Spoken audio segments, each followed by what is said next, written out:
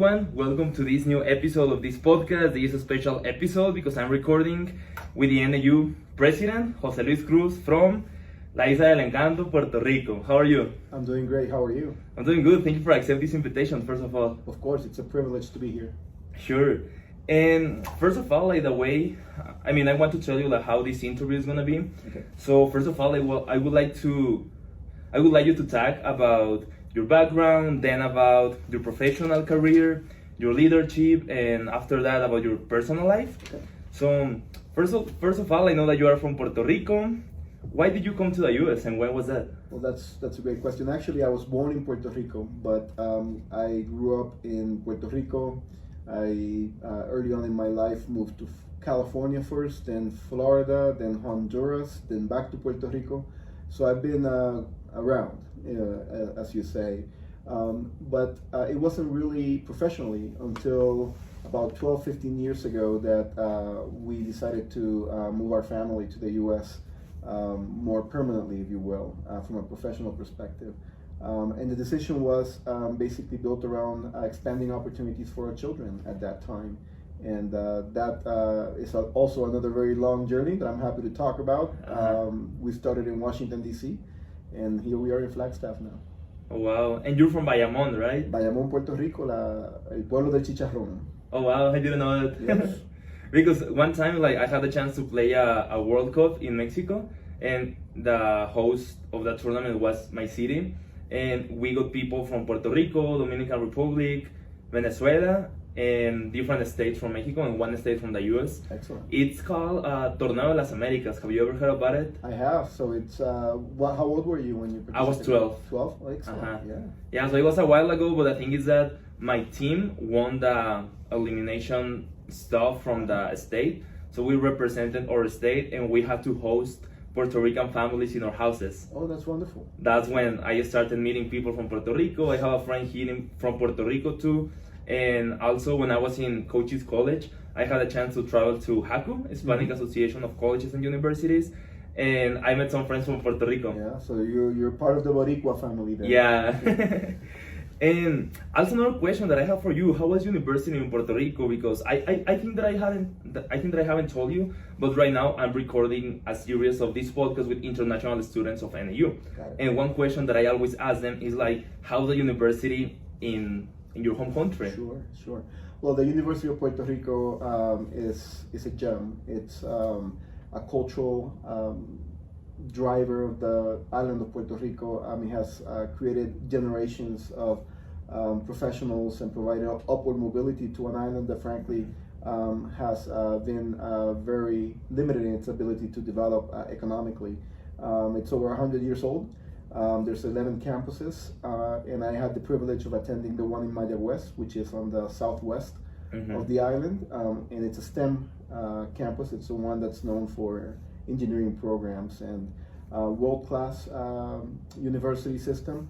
It's had its rough patches recently, given the many travails of the island of Puerto Rico with Hurricane Maria and sort of the financial crisis right now. Is that hurricane the one in 2017? Yes, yes, and it was devastating, and we still are feeling the effects of it on our island. I have a lot of family in Puerto Rico, and Hurricane Maria is still very much part of the landscape, if you will. Oh, really? Yes. And how's everybody doing right now in Puerto Rico in terms of that hurricane and the other disasters? So that it's in rebuilding mode.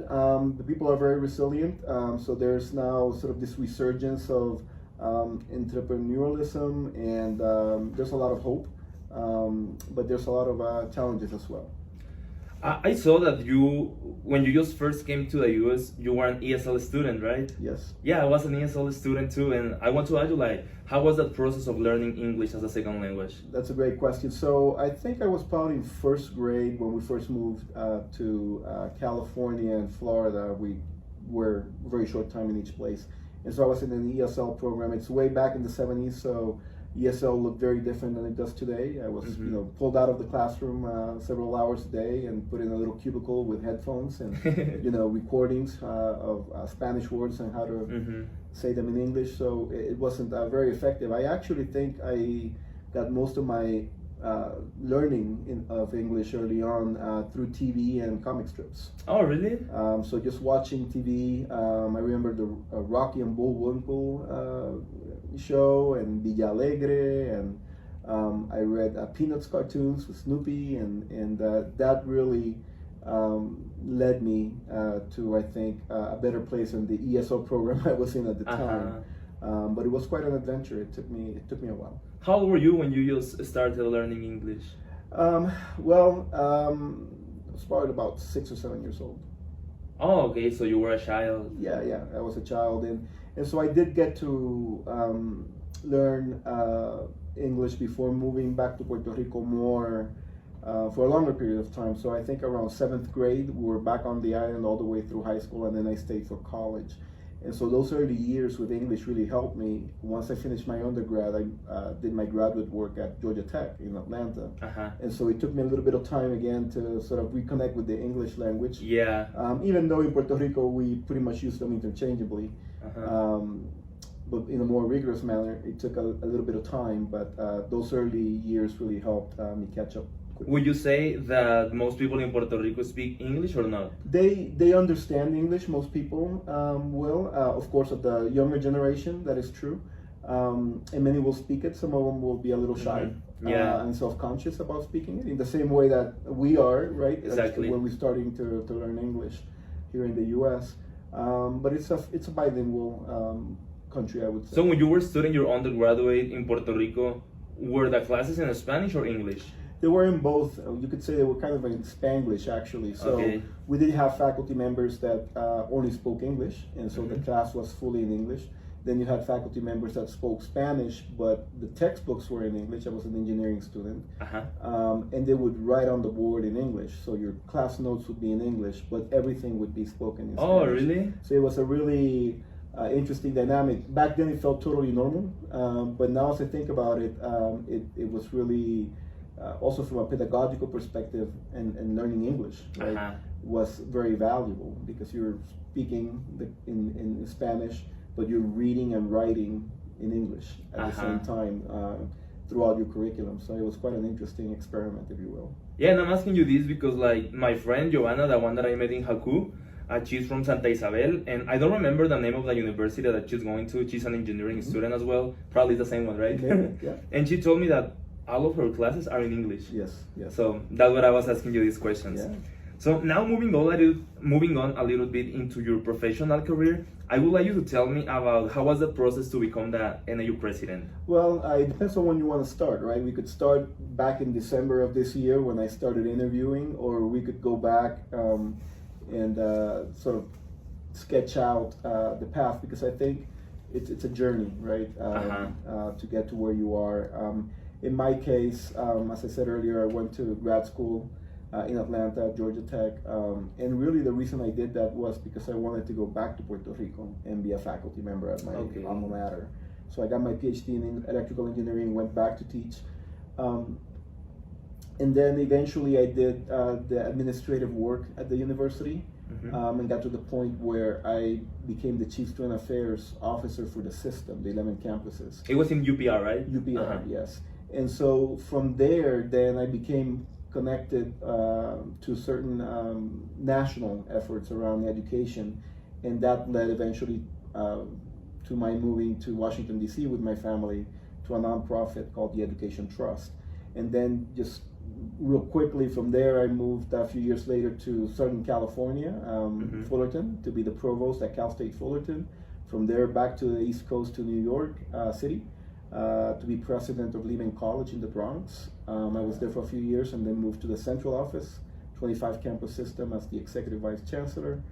And then this past December, the opportunity of the search for the president of NAU came to my attention. Was it an opportunity that you were looking for, or it was something that just happened? It kind of just happened. So we had just in December, we had just moved to Puerto Rico temporarily because of the pandemic. So New York City, as you know, the pandemic was quite challenging, and so we were in New York City for about 9 months of the pandemic. then realized, as the rest of the world realized, we're working via Zoom. We could actually be anywhere. And so we decided that we would go to Puerto Rico for a few months to be closer to family. And so just about a week into our return to Puerto Rico, I got a call from a search firm indicating we want to make you aware that there's this opportunity in Northern Arizona University. Would you be interested in being considered?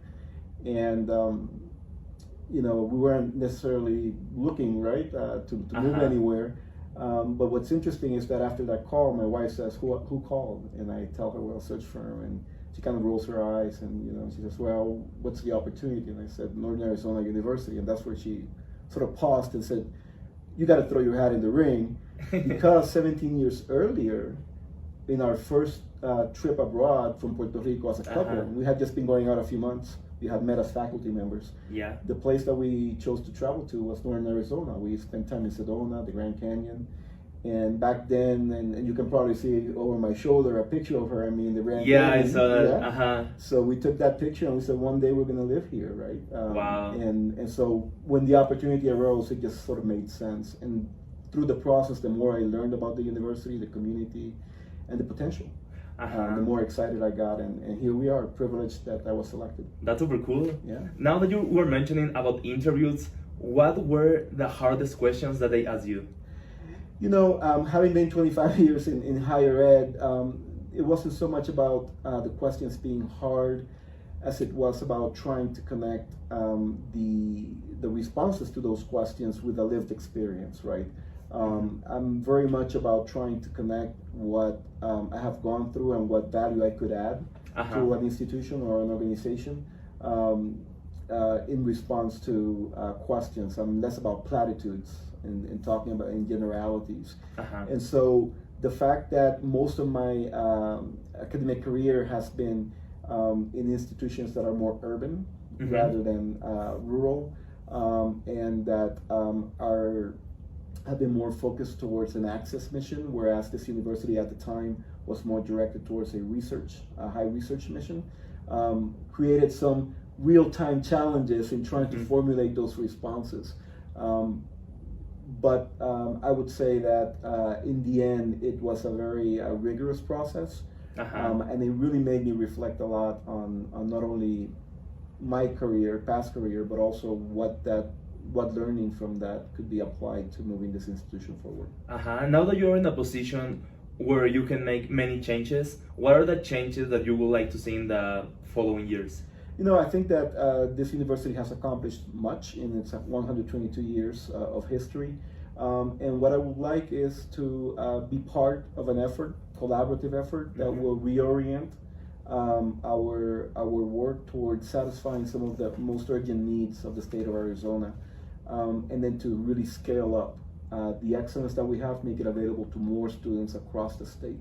A lot of people don't know that NAU, of course, has this beautiful mountain campus in Flagstaff, but we also have 20 other campuses across the state. 20. Oh, wow. And the biggest one, the flagship, if you will, is in Yuma. Yeah. But we have 19 others, and we have dozens of relationships with community colleges, as well as high schools and middle schools through the Gear Up program. So we have this large footprint in the state that I think working together, we can really leverage to take this excellence that we have here in the mountain campus and make it more widely available. Oh, I had forgotten about the Gear Up program, because my first position as a work study in the US was a Gear Up peer mentor. Oh, really? So you know exactly how valuable that is. And the Gear Up program in Arizona is managed by NAU and has been for several years. So we have that connection. And so how do we take that to the next level? It's excellent work that's being done. But how do we connect that with the fact that we have 20 sites and we have all these relationships with community colleges to dramatically increase the number of students that benefit from our excellence? Oh, wow. And also another thing is that now that you just arrived is the year when NAU became Hispanic serving institution, right? Yes. How do you feel about it? I feel it's a privilege. I've only actually, going back to your question about the hardest interview questions through the process, I've only ever worked at HSIs. Oh, really? Hispanic serving institutions, the University of Puerto Rico, Cal State Fullerton, City University of New York. They're all HSIs. And so knowing that I would be coming here at a time sort of on the ground floor of developing the identity and the services of an HSI was really exciting, and it's a testament to the hard work of this campus community over several previous years. Oh wow! And what are the changes that you think that are going to happen now that NAU became HSI? Well, what HSI does, it's really a federal designation that's provided to colleges and universities that have expanded access to the level of at least 25% of students being Hispanic. And so really what we have demonstrated is that we are providing access to the Hispanic population, not only of Arizona, but the United States. Now what we have to do is figure out how do we better serve, right? So that's the serving part of Hispanic students. And so we have to look at the support services that are available to ensure that we are meeting their needs so that they can graduate on time, get a good job, or be placed in a good university for further study. And so we're now going from the access, ensuring that they're admitted and into our university, which is what the designation is, into how do we make sure that we're providing them all the supports they need to graduate well. And by being designated as an HSI, that gives us access to certain federal funding that's set aside to build those programs to help students succeed. Yeah, and now that you have been in the university like for 4 or 5 months, something like that, what are the things that you have liked the most and the things that you haven't liked? Well, I can only speak to things that I've liked. The generosity of the campus community, and the Flagstaff community more general. My family and I have received a very warm welcome. The transition has been very productive. There's a lot of alignment between what the campus community wants to do and where we think it could be. I would say that just the beauty of the place, it's what caught our attention 17 years ago. Wherever you look, it's beautiful, right? It's like I walk to work every day, and I could take 20,000 pictures. It's just I'm so excited about the colors, the smells, the sights. I'm not thrilled with the cold weather right now. I'm a tropical island. Yeah, I don't like the cold weather either. But everything else makes it worth wearing all these layers of clothing, right? So just we're having a great time. And when it snows, baseball practice are canceled. That's bad. And moving on, like a little bit into the leadership part about you, how do you handle stressful situations? I handle them a lot better now than I did when I started in my academic career. I think just putting things in perspective is what I try to do. And one of the things that people talk about their superpowers. If I were to say what mine is, it's an ability to compartmentalize. And so for whatever reason, I'm able to just focus in on one issue at a time, and that reduces stress because it's more manageable. Rather than if you're thinking about the 10 different challenges that you have before you. So I just try to focus and put things in perspective and know that, my grandfather used to say, if a problem has a solution, you don't have to worry about it. And if it doesn't have a solution, you don't have to worry about it, right? Yeah, I have heard that quote before. Yeah, so we just push along. And now that you have gained like a lot of experience throughout the years, how can you do like right now to focus on one thing at a time, and how do you do to avoid distractions? Because personally, for example, even yesterday when I was doing homework, I was like, dang, I forgot that next Monday I have a meeting. So I went to my calendar, add this like stuff that I will have a meeting next Monday, and then I'm like, my mind sometimes is flying, but when I get to focus, for example, yesterday, I completed like 4 assignments like at 1 a.m. And I was like, why am I focused like that late at night? But throughout the day, I was very distracted, like many stuff. Well, it about maybe 15 years ago, I came across this method called Getting Things Done, GTD, that's used mostly by engineers and software engineers. And it provided me a framework to be able to manage multiple tasks and not be distracted. One of the things that GTD tries to do is it aspires, the aspiration is that you have mind like water, that it's as clear as water. And it's a way to just pace yourself and organize your work. And so, I do GTD and I do inbox zero. There should be never more than 2 or 3 emails in my inbox. Oh wow. And you develop the habits of the mind, right? And so right now, even though if I look at my list of things to do, there's probably like 250, and I'm not kidding. I know they're there. I know they have a deadline, and I know that I will get an alert. And so it's, you got to find what works for you. But I remember struggling and then reading all of these, books about how to organize yourself, time management. And it was GTD, getting things done. What's your favorite book? My favorite book of all time, of any genre? Yeah. Oh, that's a great question. It's hard to say. It would vary by well, I have to say that my most recent favorite book is the one written by my wife, Los Chulos de la Pobreza. Oh, really? I'm the biggest fan of my wife's writing. Is the book in Spanish or English? Spanish. I get to be part of the creative process, so that adds to the reading experience. I get to read various drafts before it's actually out. But in general, I would say that a book that was very impactful for me growing up is a book that's taught in Puerto Rico to young children. It's called La Carreta.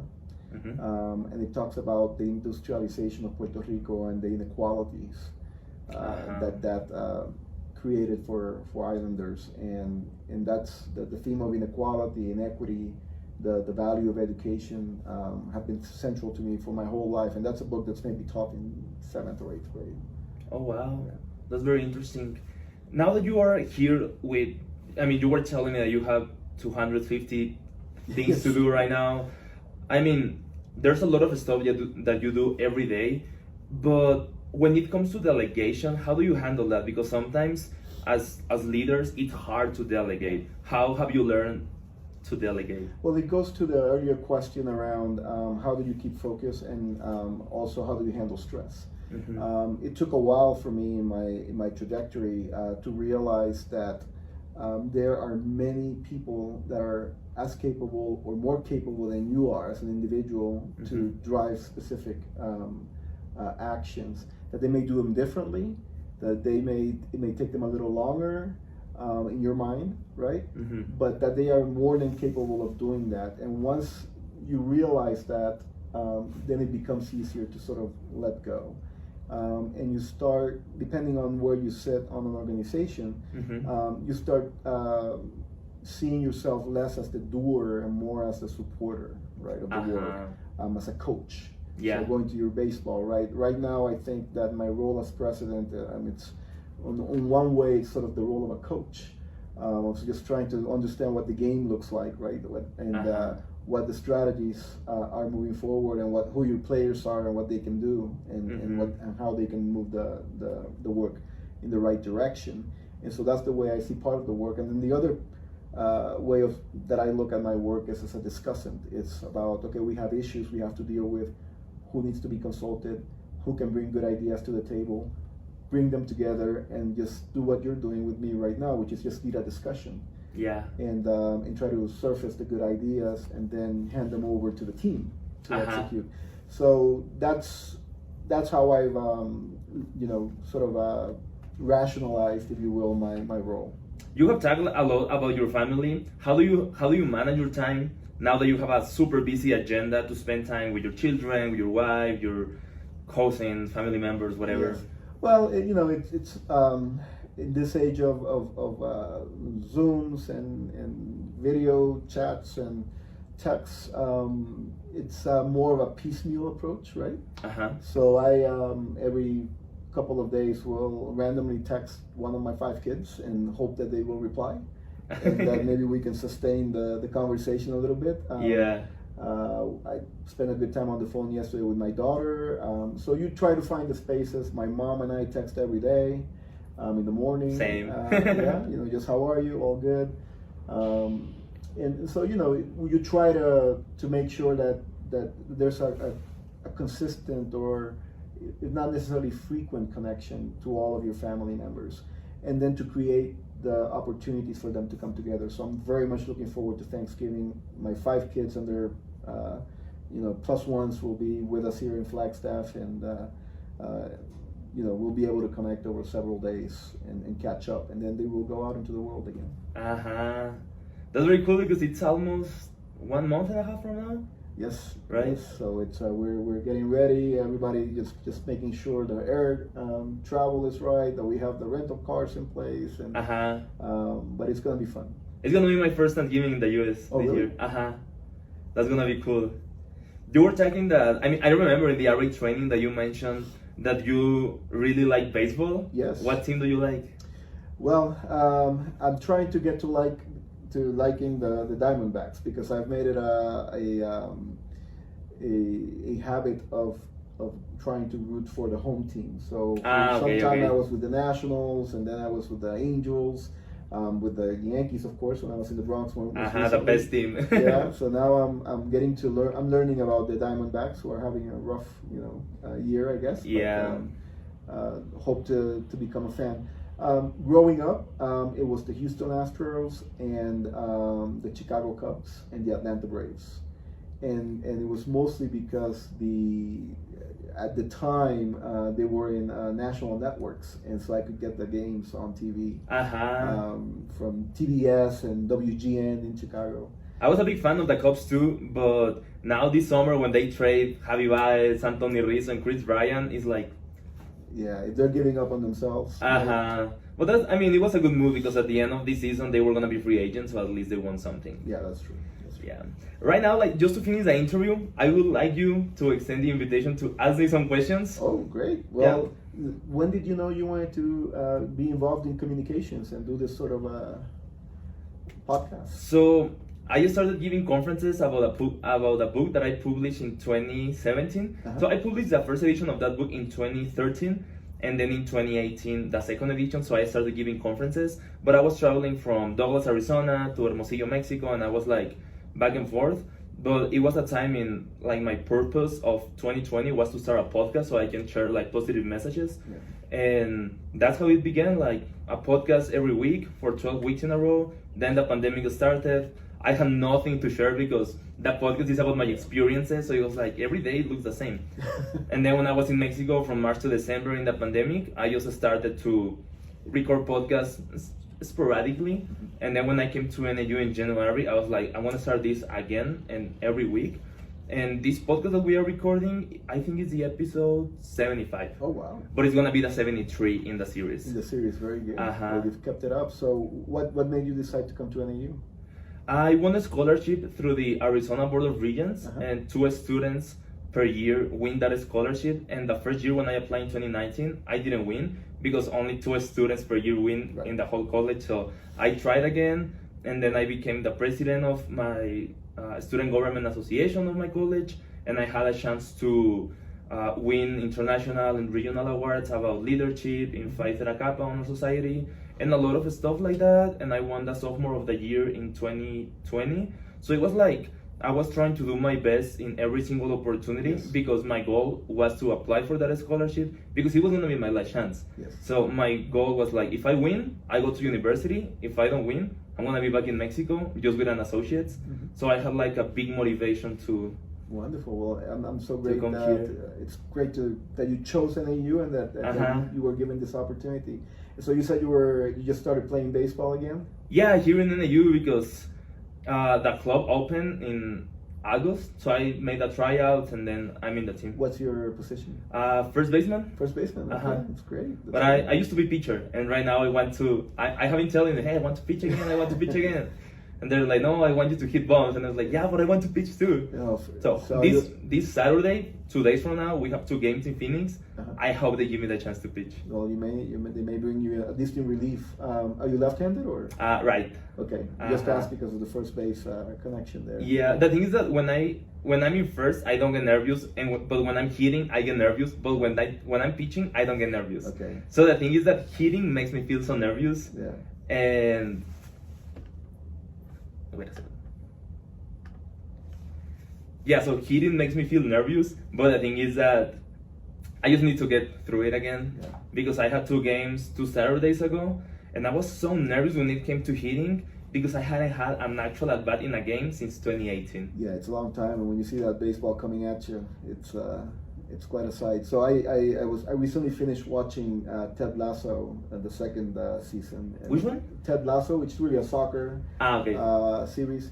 But there's this futbolista who says multiple times during the series, football is life, right? And I remember I used to have this T-shirt growing up that said, "Baseball is life. The rest are just details." Yeah. And so that's just how much I am looking forward to myself finding a way to either connect back with baseball or probably at my age softball. And so I'm looking. I was told that there's a league that's starting in the spring in the city, not at NAU. That I may be able to join, so I won't be in the same level as you are, but at least I might be able to invite me so I can go. To get That some would at be cool. bats.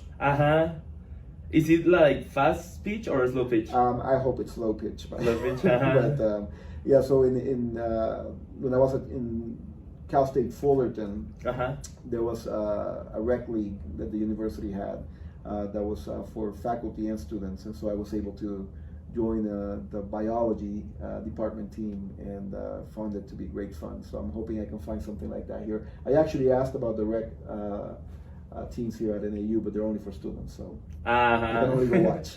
Yeah, that's cool. And one more question that you will have for me before we finish this episode. So what are you looking at post-graduation? Post-graduation right now, I'm in marketing, and I was talking to I don't remember her position. Her name is Bernardine. She's in charge of something about the Frankie College of Business. Okay. So I told her like I would like to do like my master's, and I'm looking right now for graduate assistantship opportunities. Okay.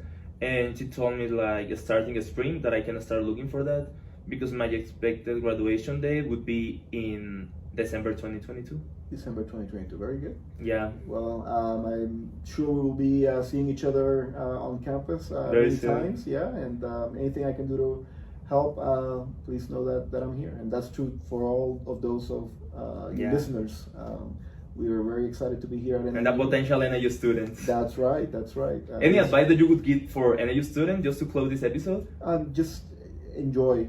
Many times we are looking so focused on what's next that we're not experiencing the now. And NAU is such a special place that I would hope that everybody is focused and living the moment. Of course, we all have goals and dreams, and we have to make sure that we're taking the steps to meet them. But live today. It's important. It's a journey that we need to enjoy because it's temporary, right? That's right.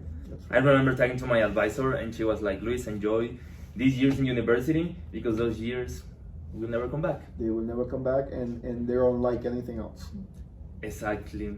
And this is an easy life because we're not, or at least me, I'm not into real life until I graduate probably, but it seems like real life sometimes. Yes.